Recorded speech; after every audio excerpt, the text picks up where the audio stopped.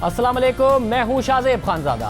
आज एक बार फिर नवाज शरीफ अदालत में पेश नहीं हुए, मगर समात वाले दिन ही लंदन में बैठकर एक जारहाना खिताब किया। अदालत अदम पेशी पर बरहम नजर आई क्योंकि हुकूमत ने वाज़ेह तौर पर अदालत को आज बता दिया कि बरतानवी कॉमनवेल्थ के दफ्तर ने नवाज शरीफ के वारंट गिरफ्तारी की तामील से मुताल्लिक मदद फराहम करने से इनकार कर दिया है, जिस पर अदालत ने सख्त रिमार्क्स देते हुए कहा कि नवाज शरीफ पूरे निज़ाम को शिकस्त देकर गए हैं। वो लंदन में बैठकर इस सिस्टम पर हंस रहे होंगे।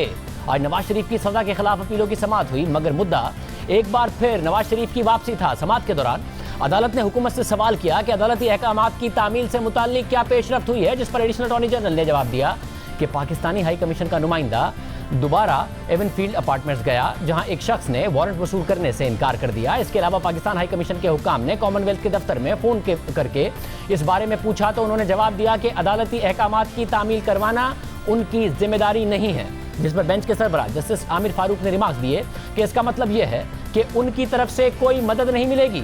जस्टिस मोहसिन अख्तर कियानी ने रिमार्क्स दिए कि अदालत ने मुजरिम के नाकाबिले जमानत वारंट गिरफ्तारी जारी की है। अब देखना यह है कि क्या साबिक वजीर आजम जानबूझकर अदालती अहकामात की तामील नहीं कर रहे। इस मौके पर नायब प्रोसिक्यूटर ने अदालत को बताया कि नवाज शरीफ वारंट गिरफ्तारी जारी होने से आगाह हैं, उन्हें इश्तिहारी करार देने की कार्रवाई शुरू की जा सकती है, जिस पर अदालत ने रिमार्क्स दिए कि ये तो नवाज शरीफ के वकील ने भी बताया था कि उन्हें अदालती ऑर्डर से आगाह किया गया है। देखना है कि क्या जानबूझकर अदालती कार्रवाई से फरार इख्तियार किया जा रहा है। हमें शवाहिद के साथ खुद को मुतमईन करना है कि अदालत ने वारंट्स की तामील के लिए अपनी पूरी कोशिश की। इस सारी एक्सरसाइज का मकसद है कि कल को मुल्जिम वापस आए तो ये ना कहे कि उसे मालूम नहीं था।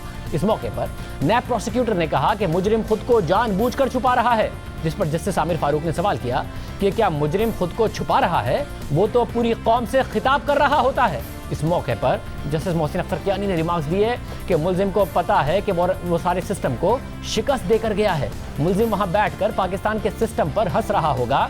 ये निहायत शर्मनाक बात है। आइंदा वफाकी हुकूमत को भी ख्याल रखना चाहिए कि कैसे किसी को बाहर जाने देना है या नहीं।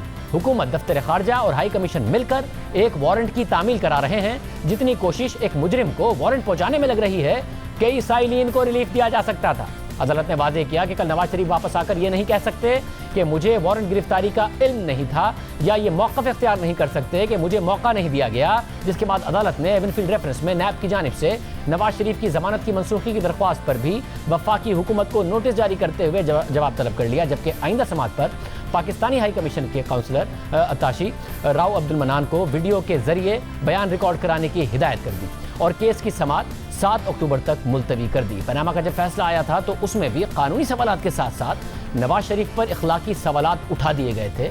अदालत के गॉडफादर, सिजिलियन माफिया जैसे रिमार्क्स सामने आए और वो रिमार्क्स उनके खिलाफ सियासी मुहिम का हिस्सा बने, जिससे नवाज शरीफ की सियासत को नुकसान हुआ। आज फिर अदालत ने नवाज शरीफ की वतन वापसी पर सख्त रिमार्क्स दिए हैं, जिससे उन पर कानूनी दबाव के साथ साथ इखलाकी दबाव बढ़ेगा। अदालत सवाल उठा रही है कि नवाज शरीफ तो खिताब कर रहे होते हैं, जबकि इस अदालती समाअत के बाद ही नवाज शरीफ ने नून लीग की सेंट्रल एग्जीक्यूटिव कमेटी के इजलास से खिताब करते हुए अदलिया पर दबाव की बात की। आज की समाअत से मुताल्लिक कहा कि मैं अदालत की जमानत से बाहर आया हूँ, मैंने आज अजीबो गरीब कमेंट्स पढ़े हैं, बड़ी तकलीफ हुई है। आज जो अदालतों पर जो इस वक्त दबाव है और दबाव डालकर मर्जी के फैसले लिए जाते हैं, पता लगता रहता है कि किस अपना जज ने क्या फैसला करना है। इससे बड़ी बदकिस्मती और क्या हो सकती है। मलिक अरशद साहब लेके गए हैं, जो कह गए हैं, एडमिट कर गए हैं कि मैंने अंडर प्रेशर जो है ना ये फैसला सुनाया है। जज को तो फारिग कर दिया है, वो डिसमिस हो गया है, फैसला बरकरार है। उल्टी गंगा बह रही। अदालतों की इजाजत है, मैं बाहर आया हूँ। आज ही कोई अजीब गरीब साहब मैंने कमेंट्स पढ़े हैं, बड़ी तकलीफ हुई है वो कमेंट्स पढ़ के, मुझे बहुत अफसोस हुआ है। आप भी सब जानते हैं, मैं अब उस पर क्या कमेंट करूँ। नवाज शरीफ ने न सिर्फ अदलिया पर दबाव की बात की, बल्कि वज़ीर आज़म इमरान खान पर तनकीद करते हुए कहा कि उन्हें मुसल्लत किया गया है, वो नाअहल हैं, शऊर नहीं हैं, उन्हें लाने वालों से जवाब लिया जाएगा। इस बंदे को ले आए हैं सिलेक्टेड वजीर आजम को, तो सिलेक्टेड वजीर आजम जो है वो हक तो आपका था, ले उसको आए हैं। नाअहल आदमी है, आता जाता कुछ नहीं है, पागल है, उसको पता ही नहीं है हुकूमत करना किसको कहते हैं, हुकूमत चलाना किसको कहते हैं। उस बंदे को तो कोई इस शऊर ही नहीं है, खाली है उसका जहन। तो उस बंदे को ले आए हैं, पछता तो रहे होंगे कि लाए भी तो हम किस बंदे को लेके आए हैं, लेकिन अब आप लाए, आप ही को जवाब देना होगा। इस बंदे को आपने जो है ना मुसल्लत कर दिया इस कौम के सर पर, तो कसूरवार तो सबसे बड़े आप हैं। तो ये बंदा तो कसूरवार है ही है, लेकिन उससे बड़े कसूरवार आप हैं और आपको ये जवाब देना होगा और हम जवाब लेंगे, हम जरूर लेंगे जवाब। साबिक वज़ीर आज़म नवाज शरीफ ने इल्जाम लगाया कि पार्लियामेंट को कोई और चला रहा है। जिस पार्लियामेंट के मेंबर हम बने हुए हैं वो पार्लियामेंट कितनी खुद मुख्तार है। लोगों से पता लगता रहता है कि वहाँ उस पार्लियामेंट को कोई और चला रहा है। वहाँ पर दूसरे लोग हैं जो आके डायरेक्शंस देते हैं कि जनाब आज एजेंडा ये होगा और आज इस बिल पे ये वोटिंग होगी और फलां कल ये होगा, कमेटी फलां बिल को मंजूर करे, फलां बिल को देखे। हमारी तो असेंबली भी अब माफ कीजिएगा कॉम्प्रोमाइज्ड है। नवाज शरीफ ने मजीद कहा कि धांधली को कबूल नहीं कर सकता, अंग्रेजों की गुलामी से निकलकर आज अपनों की गुलामी में आ गए। आरटीएस बंद हुआ था तो तकदीर का फैसला समझ के उसे कबूल कर लें। जो धांधली हुई है क्या उसको हम कबूल कर लें? आज आप किसी का हक छीन कर किसी और को दे देते हैं और किसी के हक से उसको महरूम करके किसी और की झोली भर देते हैं, तो क्या फिर हम इन सब चीजों को तस्लीम कर लें, कबूल कर लें, अपने ज़मीर को मार दें? मेरा तो ज़मीर इसको कबूल नहीं करता। आज तो हम अंग्रेजों की गुलामी से निकलकर आप अपनों की गुलामी में आ गए हैं। नवाज शरीफ का मजीद कहना था कि इलेक्शन से पहले मुझे और मरियम को जेल में डालकर धांधली कर दी। ये सब केयर टेकर हुकूमत कर रही थी या उसके पीछे कोई और कर रहा था? इलेक्शन से पहले मुझे भी अंदर कर दिया, मरियम को भी अंदर कर दिया, इलेक्शन में धांधली कर दी। ये सब कुछ कौन कर रहा था? अभी तो शायद रज़ान अब्बासी साहब की गवर्नमेंट खत्म हुई थी, केयर टेकर गवर्नमेंट थी। केयर टेकर गवर्नमेंट कर रही थी या केयर टेकर गवर्नमेंट के पीछे कोई और कर रहा था? इन सब चीजों का एक दिन हिसाब देना पड़ेगा और वो दिन आएगा, वो ज्यादा दूर भी नहीं है। एक गुलाम बन के जो है ना अपने मुल्क में अब नहीं रह सकते और मैं गुलाम बन के रहने का मैं कायल नहीं हूँ। इंशाल्लाह रहूंगा एक पाकिस्तानी बन के, काबिल फख्र पाकिस्तानी बन के। गुलामी मुझे कबूल नहीं है। मैं तो इसके खिलाफ उठने का फैसला कर चुका हूँ और मैंने बिल्कुल दो टोक फैसला किया है। ये जो जिल्लत की जिंदगी कम से कम हम नहीं जी सकते। नवाज शरीफ ने आज मजीद हीट बढ़ाई है, सियासी दर्जा हरारत बढ़ाया है, तनकीद में मजीद सख्ती लेकर आए हैं, मगर दूसरी तरफ उन पर खुद पर इखलाकी दबाव अदालत की तरफ से बढ़ा दिया गया है। कानूनी दबाव तो है ही, आज इखलाकी दबाव भी इन रिमार्क्स के बाद पैदा हुआ है। साबिक वज़ीर आज़म शाहिद खान अब्बासी साहब हमारे साथ मौजूद हैं, उनसे इस हवाले से बात करेंगे। अब्बासी साहब बहुत शुक्रिया हमें शो में ज्वाइन करने के लिए। आज नवाज शरीफ साहब ने बात की, कुछ जारहाना बातें की हैं, उन पर भी हम आपसे बात करेंगे, मगर अदालत ने आज बहुत सख्त रिमार्क्स दिए और उन्होंने कहा कि मुल्जिम को पता है कि वो सारे सिस्टम को शिकस्त देकर गया है, मुल्जिम वहां बैठकर पाकिस्तान के सिस्टम पर हंस रहा होगा। ये निहायत शर्मनाक बात है। नवाज शरीफ साहब ने कहा भी उन्हें बड़ा अफसोस हुआ ये रिमार्क्स सुन के, मगर पनामा में भी अदालती फैसला अपनी जगह था। जो अदालत के रिमार्क्स थे नवाज शरीफ साहब के ऊपर, बहुत इखलाकी दबाव और इखलाकी सवाल उनके ऊपर उठ गया था। इन रिमार्क्स से भी अब उठ रहा है कि वो वहां पर बैठे हैं और सियासत कर रहे हैं। आपने भी कहा था कि इखलाकी तौर पर दुरुस्त नहीं होगा वो वहां बैठकर सियासत करें। देखिए, अदालतों के फैसले बोलते हैं, रिमार्क्स नहीं बोलने चाहिए। ये ऐसे रिमार्क्स देना मैं समझता मुनासिब बात नहीं है। नवाज शरीफ साहब ने अपनी मेडिकल रिपोर्ट अदालत में पेश कर दी थी, उसको अदालत ने कबूल नहीं किया, उन्होंने मफरूर डिक्लेयर कर दिया। अब कानूनी बात ख़त्म होगी, अब कानून अपना काम करेगा जो भी है। नवाज शरीफ साहब ज़ेर इलाज हैं, इसमें कोई दो राय नहीं है और इलाज कराकर पाकिस्तान वापस आएंगे। मैं नहीं समझता हूँ किसी की सेहत के बारे में रिमार्क्स कोई एक माकूल बात होती है। मगर भाई साहब आप समझते हैं, क्योंकि ज़ाहिर है नवाज शरीफ साहब नज़र आ रहा है, वो वहाँ कारकुनों से खिताब भी करते हैं, वो नज़र भी आ रहा है कि बगैर मास्क के भी लोगों के दरमियान वहाँ मौजूद होते हैं, इसके अलावा खिताब भी कर रहे हैं। तो बहरहाल एक अखलाकी सवाल अब उनके ऊपर मुसलसल उठेगा जब वो इतनी एक्टिव सियासत कर रहे हैं, तनकीद कर रहे हैं हुकूमत पर, इदारों पर, कि भाई उन्हें वापस आना चाहिए, और अदालत से सवाल उठा रही है और अखलाकी तौर पर यह सवाल उठ जाएगा उन पर। देखिए, हर मरीज़ बातचीत भी करता है, खाना भी खाता है, चहलकदमी भी करता है जब उसकी स्ट्रेंथ होती है। अब वहाँ पर अक्सर लोग अब मास्क नहीं पहनते और वो चंद लोग उनके इर्द गिर्द होते हैं जो उनके अपने ज़ाती स्टाफ के लोग हैं। जो इलाज है या बीमारी है उसकी तशख़ीस सिर्फ मेडिकल रिपोर्ट से हो सकती है, कोई और तरीक़ाकार नहीं है। तो मेरी इसमें गुजारिश यही होगी कि हम मेडिकल रिपोर्ट पढ़ लें, उसके हवाले से उनके मर्ज़ की तशख़ीस करें, टीवी पर देख कर नहीं। साहब साथ में बताइए, जो आज उन्होंने तकरीर की है उसमें इदारों पर सवाल उठाए, आगे बढ़कर उन्होंने कुछ वाक़यात की भी बात की जो भी मैं आपके सामने रखूंगा, मगर ये वाज़ेह है कि इस वक्त जो कर रहे हैं नवाज शरीफ साहब या जो नून लीग की सियासत है उसमें वाज़ेह तौर पर इदारे पर यह दबाव डालना है कि जी आप इस हुकूमत को जो सपोर्ट कर रहे हैं वो सपोर्ट इस हुकूमत से अपनी हटाएं, क्योंकि ये डिलीवर नहीं कर रही है, तो आप सपोर्ट हटाएं इस हुकूमत से। नहीं, दबाव की बात नहीं है। यहाँ तो ओपनली कहा गया कि हाइब्रिड हुकूमत है और जो इलेक्शंस हुए 2018 के उसकी हकीकत सारा पाकिस्तान जानता है। तो आज नवाज शरीफ साहब ने अपने बयानिए की बात कर दी है कि मुल्क में जो इमानत अवाम की होती है उसमें ख़यानत नहीं होनी चाहिए और मुल्क आइन और कानून के मुताबिक चले। ये दो बातें हैं, इसमें कोई तीसरी बात नहीं है, किसी पर हमला नहीं है, किसी की हद तक मकसूद नहीं है।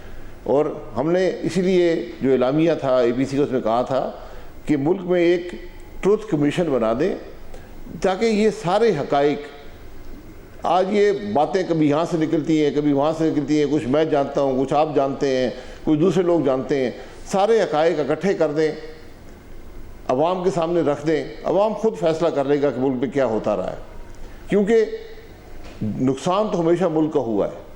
मतलब अगर जो मुल्क यहाँ शख्सियात आई हैं गई हैं, बस उनमें से कुछ शख्सियात का नाम भी लिया, आप खुद भी ज़ाहिर वज़ीर आज़म रहे हैं। नवाज शरीफ साहब ने कहा कि ज़हीरुल इस्लाम साहब ने उनसे कहा कि इस्तीफ़ा दें और वरना फिर आपको कॉन्सिक्वेंसेस भुगतने पड़ेंगे। उस वक्त जब मुशाहिदुल्लाह साहब ने बात की थी तो मुशाहिदुल्लाह साहब को इस्तीफ़ा देना पड़ गया। डॉन लीग्स की भी वो बात कर रहे हैं, मगर डॉन लीग्स की बात जब परवेज़ रशीद ने की तो परवेज़ रशीद से इस्तीफ़ा ले लिया। आप थे वज़ीर आज़म जब बलूचिस्तान के साथ जो कुछ हुआ, तो हुकूमत में तो मुसलसल कॉम्प्रोमाइज़ करते रहे नवाज शरीफ साहब। आज जिन चीज़ों की बात कर रहे हैं उस वक्त नहीं बोलना था, आपको नहीं लगता देर से बात कर रहे हैं सारी? जी यही बात है ना कि हुकूमतें बर्दाश्त करती हैं, ये सब चीज़ें माजी में होती रही हैं, हमने उनसे सबक हासिल नहीं किया। एक ब्रेकिंग पॉइंट आ जाता है इन मामलात का, तो जो चीज़ें पहले एतमाद की फ़ज़ा में होती थी वो पब्लिक में आ गई हैं। जो कुछ होता रहा, अब ये बातें हम सबको मालूम थी, जो DGI साइड ने उस वक्त किया, जो उसके बेनिफिशरी थे जिनको लेकर आए थे वो आज हुकूमत में हैं, तो उन्होंने बेनिफिट उठा लिया। ये सब बातें हुई हैं। मैं यही कहता हूँ कि माजी में रहने के बजाय माजी से सबक हासिल करने की कोशिश करें, और ये तमाम बातें ट्रुथ कमीशन, अब ये ट्रुथ कमीशन बनाना पड़ेगा, ये नहीं बनेगा तो इसको गैर रस्मी तौर पर बना दिया जाएगा। और ये जो बातें सब हो रही हैं ये सब ट्रुथ कमीशन का हिस्सा हैं, किसी पर इल्ज़ाम नहीं है, जो किसी के साथ बीती उसने गुजारिश कर दी। माजी में ये बातें नहीं की जाती थी, बहुत अरसे बाद निकलती थी, अब जिस किस्म का मीडिया है, जिस किस्म का माहौल है, सब बातें बाहर आना शुरू हो गई हैं। ये मैं इसको बुनियादी तौर पे अच्छा इस सेंस में कि इसके असरात मुल्क पर होते हैं, लेकिन अब ये बातें करनी पड़ गई हैं, ये बातें पब्लिक डिबेट का हिस्सा बन गई हैं। तो इसलिए बेहतर है कि बजाय यहाँ इल्ज़ामात एक दूसरे पर लगने शुरू हो जाएं, एक ट्रुथ कमीशन बन जाए जो इन तमाम हक़ाइक़ को इकट्ठा करे, अवाम के सामने रख दे, अवाम खुद फैसला कर लेंगे कि मुल्क की तारीख क्या है और कौन क्या करता रहा है। मगर भाई साहब, अब ये जो बयानिया है नवाज शरीफ साहब का, उसके मुताबिक इमरान खान साहब को लाने की बहुत पहले से कोशिश हो रही थी। उन्होंने बताया कि उनसे इस्तीफ़ा 2014 में भी मांगा गया उनके पहले धरने पर, और आप कह रहे हैं कि उनको लाकर बिठाया गया।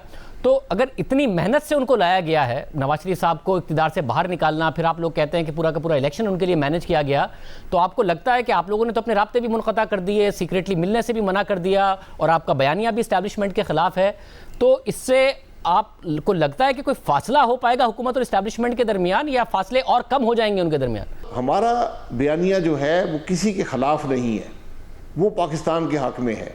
हम ये समझते हैं कि जब तक हमारे मुल्क में अवाम की राय का एहतराम नहीं होगा, जब तक हमारे मुल्क में आइन और कानून के मुताबिक हुकूमत नहीं होगी, हमने बहुत से मॉडल अपनाए, सब नाकाम हो गए, हमारा मुल्क आज तरक्की नहीं कर रहा, ज़वाल पज़ीर है।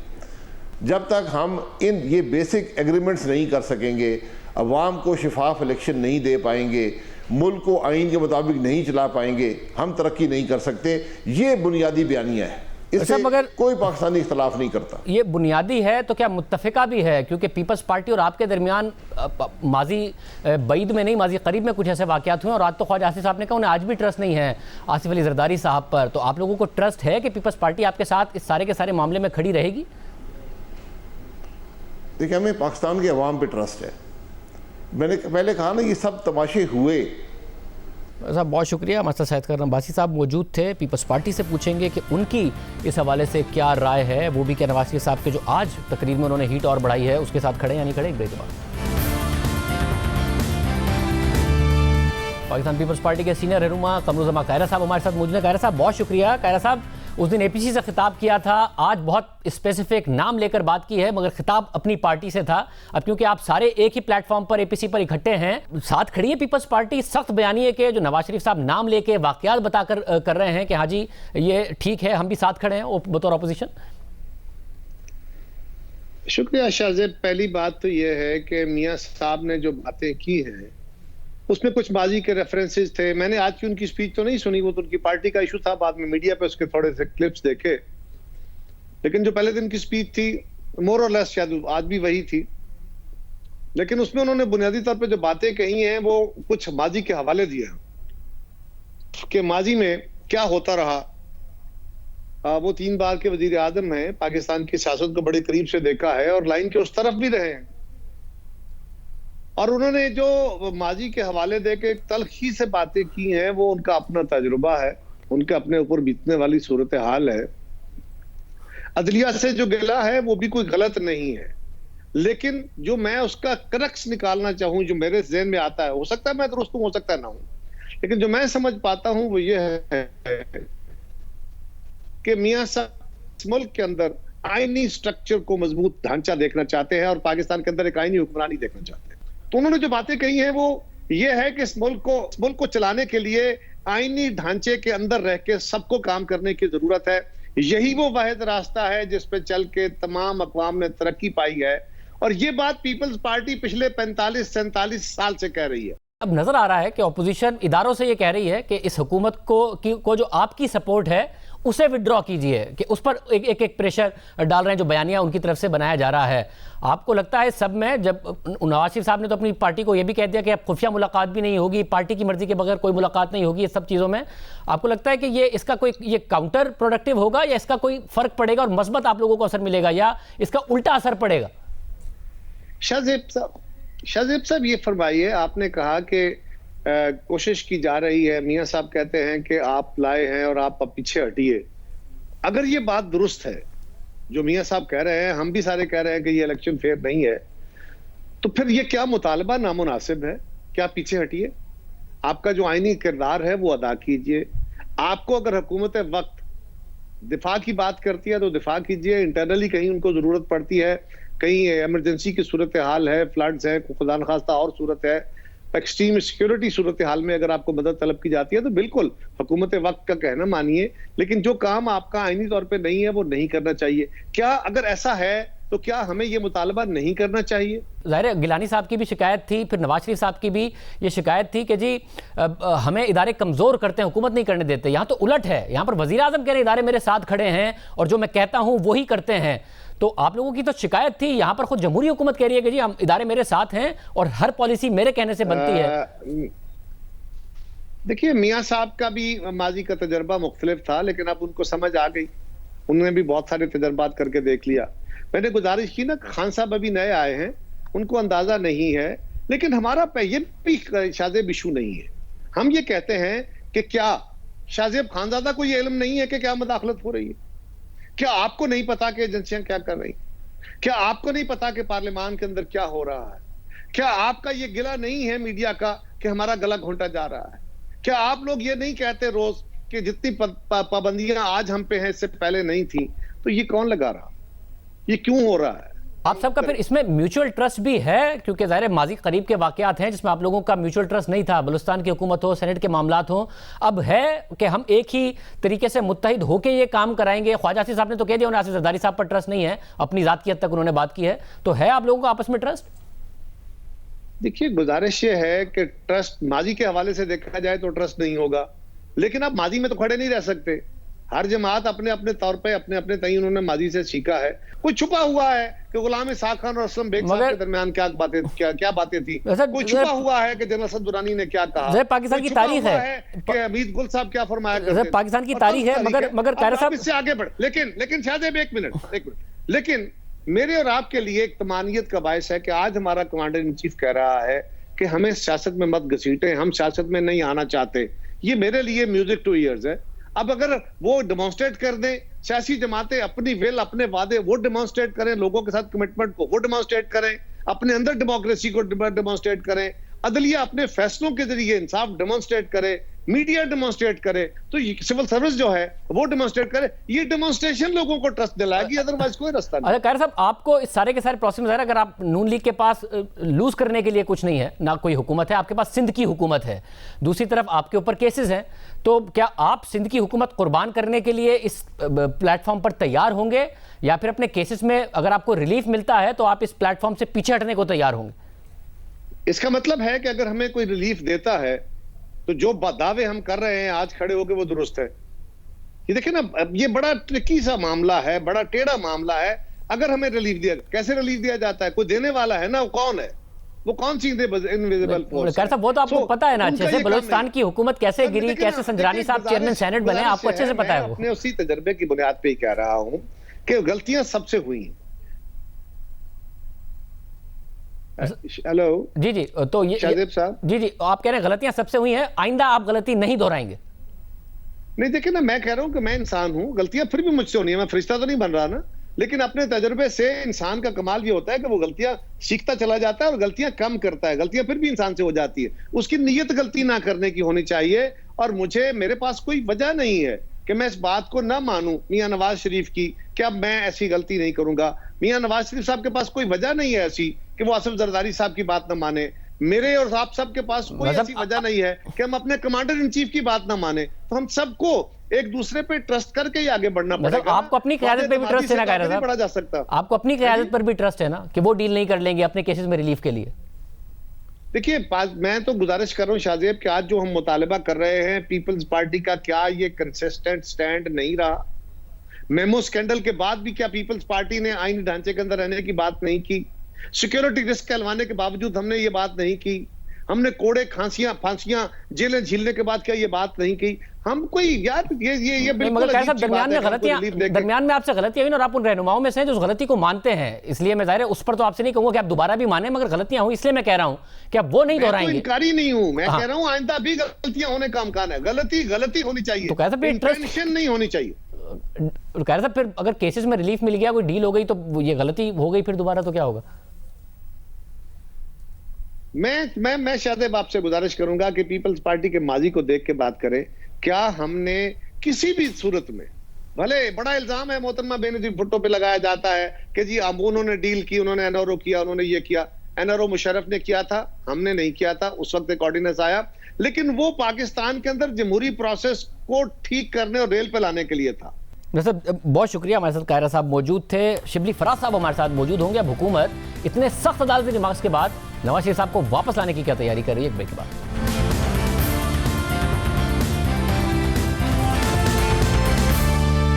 हमारे साथ वफाकी वजीर इत्तला शिबली फराज साहब मौजूद हैं। शिबली फराज साहब बहुत शुक्रिया। शिबली फराज साहब, आज अदालत के सख्त रिमार्क सामने आए, मगर अदालत को हुकूमत ने बताया कि बरतानवी कॉमनवेल्थ के दफ्तर ने नवाज शरीफ के वारंट गिरफ्तारी की तामील से मुतालिक मदद फराहम करने से इनकार कर दिया है।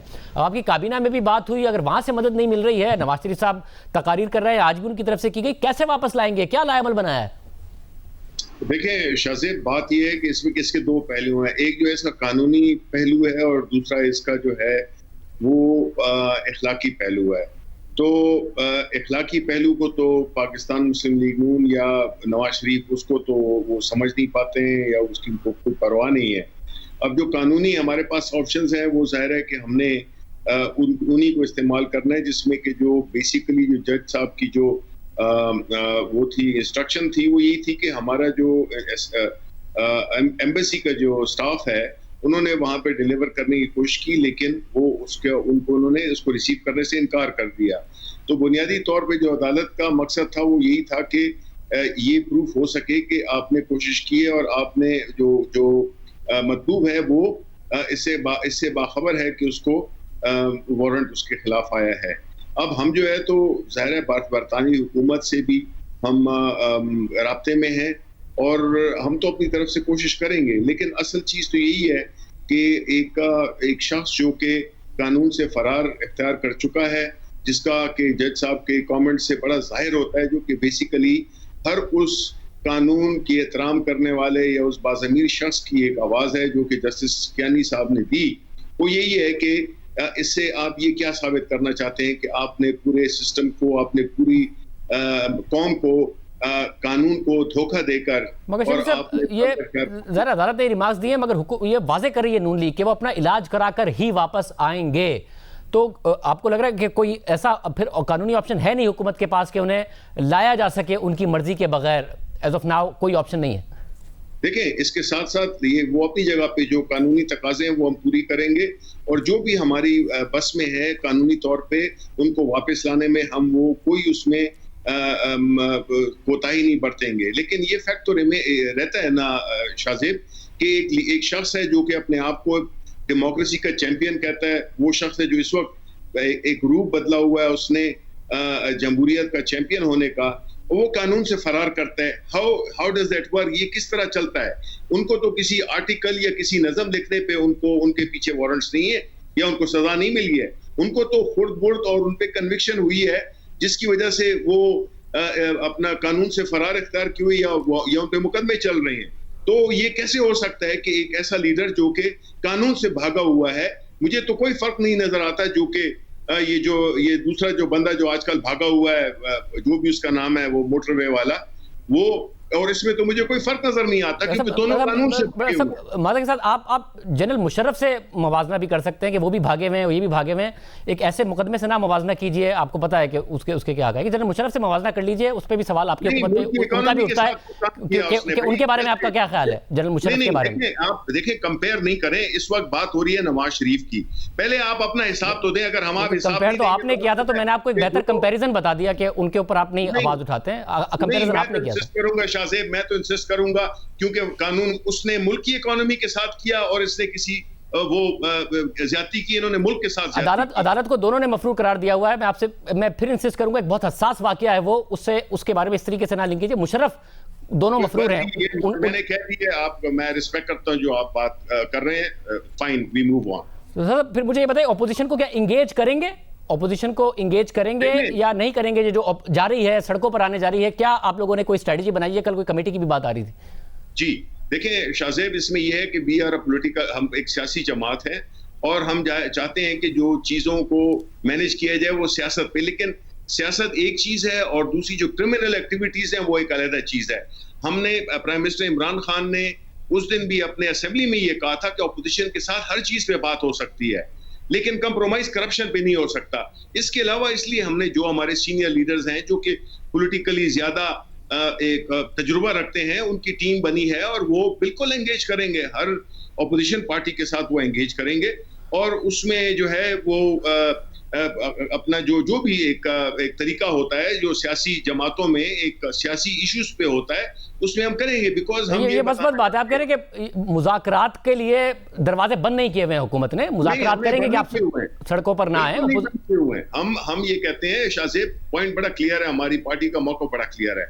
हम बिल्कुल अगर कोई सियासी इश्यूज हैं, अगर मुल्क के बारे में कोई इश्यूज हैं, महंगाई है और कोई अगर इश्यूज हैं, उसमें बिल्कुल हम बात करने को तैयार हैं, लेकिन हम ये नहीं करने देंगे कि वो इसको एक प्रीटेक्स्ट बना के और अपनी एक ऐसी पॉलिटिकल एक मूवमेंट शुरू करें जिसका के बुनियादी बेनिफिशियरी वो नवाज शरीफ या वो और लोग हों जिन्होंने इस मुल्क की। सब रोकेंगे कैसे? फिर रोकेंगे कैसे इन्हें? आपका क्या कोई प्लान है आपके पास? गिरफ्तारियां होंगी, क्या होगा, क्रैकडाउन होगा? देखिए बिल्कुल, एक प्लान ये करेंगे और एक प्लान हम करेंगे और हमारा मकसद तो ये है कि जहां तक कि पॉलिटिकल एक्टिविटीज है वो करें, लेकिन हम कौम को बताना चाहते हैं कि देखें ये जो इकट्ठे हुए हैं ये मुल्क के लिए इकट्ठे नहीं हुए, ये बुनियादी तौर पे अपने आप को बचाने के लिए ये सारी ये नाटक ये नचाने वाले हैं। तो वो पार्टीज, वो लोग जो कि इस्तेमाल नहीं होना चाहते हैं, ये उनके लिए है कि वो इसमें इस्तेमाल ना हो, क्योंकि ये जाती मफादात के लिए ये तहरीक चलाई जा रही है। बहुत शुक्रिया। प्रोग्राम में ब्रेक शामिल करते हैं, एक और अहम खबर बात करते हैं। 28 साल बाद भारत की खुसूसी अदालत ने बाबरी मस्जिद केस का फैसला सुना दिया। मुकदमे में नामजद साबिक वफाकी वजीर एल के अडवाणी समेत बीजेपी के 32 रहनुमाओं को बरी कर दिया और कहा कि मस्जिद को बाकायदा मनसूबाबंदी के तहत शहीद नहीं किया गया।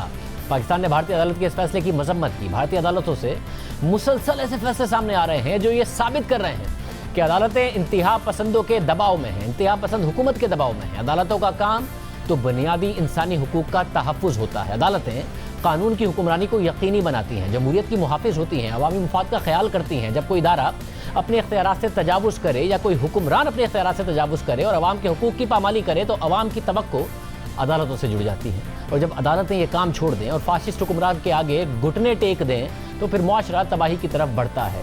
यानी किसी भी कौम और मुआशरे को एक फाशिस्ट हुक्मरान के हाथों तबाही से बचाने के लिए आखिरी उम्मीद अदालतें होती हैं, और जहां अदालतें दबाव में आ जाएं वो मुआशरा तबाह हो जाता है। ये सब कुछ भारत में हो रहा है 28 साल के बाद। भारतीय अदालत इस नतीजे पर पहुंची है कि मस्जिद को मसमार किसी बाकायदा मनसूबाबंदी के तहत नहीं किया गया था। नामजद मुल्जिमान के इस मामले में मुलविस होने के ठोस शवाहिद नहीं मिले हैं, इसलिए तमाम मुल्जिमान को बरी किया जाता है। खुद भारतीय मीडिया ऐसी तहकीकाती रिपोर्ट सामने लाया था कि कैसे इंतहा पसंद जमातों ने, खासतौर पर बीजेपी ने इस मामले पर सियासत की, नफरत भड़काई और फिर चंद सीटों वाली बीजेपी इस वाक़े के बाद अक्सरियत जमात बनकर सामने आई। कैसे बाकायदा मनसूबाबंदी के साथ बाबरी मस्जिद को शहीद किया गया। इस तारीख के बावजूद, इन रिपोर्ट्स के बावजूद आज भारतीय अदालत फैसले दे रही है कि बाबरी मस्जिद पर हमला हिकमत अमली के तहत नहीं किया गया। दूसरी तरफ भारतीय वज़ीर आज़म नरेंद्र मोदी की पॉलिसीज़ मुसलसल तनकीद की जद में है। भारतीय हुकूमत की तरफ से हिरासा किए जाने के बाद आलमी तंजीम एमनेस्टी इंटरनेशनल ने भारत में अपनी सरगर्मियाँ रोक दी, जिसके बाद अब ह्यूमन राइट्स वॉच समेत 15 आलमी इंसानी हुकूक की तंजीमों ने भारतीय हुकूमत के इक़दाम की मजम्मत की है। इन इंसानी हुकूक की तंजीमों ने भारतीय हुकूमत की तरफ से एमनेस्टी इंटरनेशनल और भारत में इख्तिलाफ राय करने वालों को हदफ बनाने की मजम्मत की है। ह्यूमन राइट्स वॉच के मुताबिक भारत में हिंदू नेशनलिस्ट जमात भारतीय जनता पार्टी की हुकूमत ने सिविल सोसाइटी के खिलाफ क्रैकडाउन तेज कर दिया है। इंसानी हुकूक के कारकुनों, तलबा, असातिज़ा, सहाफ़ियों और हुकूमत पर तनकीद करने वालों के खिलाफ सियासी बुनियादों पर गद्दारी, दहशतगर्दी और दीगर जाबराना कवानीन के तहत मुकदमे कायम किए जा रहे हैं। इस तरह के एक्शन आमराना हुकूमतों की पैरवी है, जहां तनकीद बर्दाश्त नहीं की जाती और बेशर्मी के साथ उन्हें निशाना बनाया जाता है जो बोलने की जुर्रत करते हैं। इंसानी हुकूक की आलमी तंजीमें भारतीय हुकूमत पर मुसलसल तनकीद कर रही हैं, मगर भारत की अदालतें न सिर्फ सब कुछ देख रही हैं बल्कि भारतीय वज़ीर आज़म नरेंद्र मोदी की तरफ से की जाने वाली इस तबाही में अपना हिस्सा डाल रही हैं। इजाज़त दीजिए, अल्लाह हाफ़िज़।